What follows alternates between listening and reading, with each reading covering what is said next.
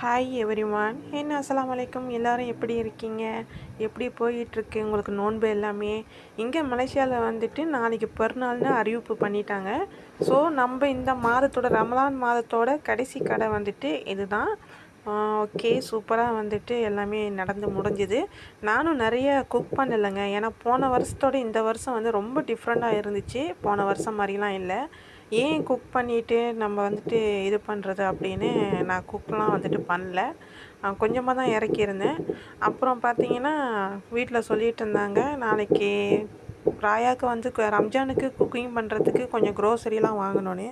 So அதோடய ப்ரிப்ரேஷன்லாம் அப்படியே நடந்துக்கிட்டு இருந்துச்சு. உங்களுக்கு எப்படி போணுச்சு நோன்பெல்லாம்?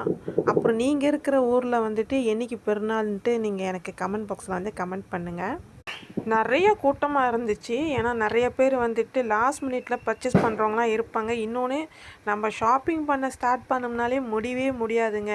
அப்போ தான் வந்து இது விட்டு போயிடுச்சு, அது விட்டு போயிடுச்சு. இந்த குட்டீஸ்லாம் வீட்டில் இருந்தாங்க, பட்டாசு வாங்கலைன்னு சொல்லிட்டு நம்ம வீட்டுக்கு எதுக்கே பட்டாசு கடை இந்த மாதிரி வந்துட்டு நிறையா இருக்கும் இல்லையா, அதெல்லாம் வாங்கிக்கிட்டு நமக்கு இந்த ஷாப்பிங் மட்டும் முடியவே முடியாது. அப்படி தான் போயிட்டுருந்துச்சு. ஸோ க்ரோசரி வாங்குறதுக்கு நான் வந்துட்டேன். அப்புறம் உங்களுக்கெல்லாம் எப்படி இருந்துச்சுன்னு மறக்காமல் கமெண்ட் பாக்ஸில் சொல்லுங்கள். அப்புறம் நீங்கள் வந்து நிறைய பேர் எனக்கு வந்து சப்போர்ட் பண்ணிக்கிட்டு இருக்கீங்க. அதுக்கு வந்து நான் நன்றி சொல்கிறேங்க. நம்ம வீட்டில் பார்த்திங்கன்னா எப்போவுமே தடாபுடான்னு வந்துட்டு எதுவுமே ஷாப்பிங் பண்ணுறதில்ல. ரொம்ப சிக்கனம் தான்.